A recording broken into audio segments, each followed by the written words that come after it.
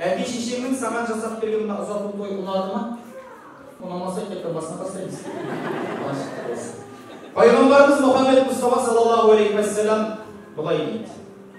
Кез келген мұсылман әкенің баласының алдында 3 қана қарызы бар. Басқа ешқандай қарызы жоқ. Бірінші қарызы анасын дұрыс жерден таңдау керек. Анаң разысың ба? Екінші қарызы перзентіне дұрыс есім қою керек. Сұңқар деген атқа разысың ба? Үшінші қарызы перзентіне дұрыс тәрбие беру керек. Әкенің берген тәрбиесіне разысың ба? Басқа ешқандай өтпеу жоқ.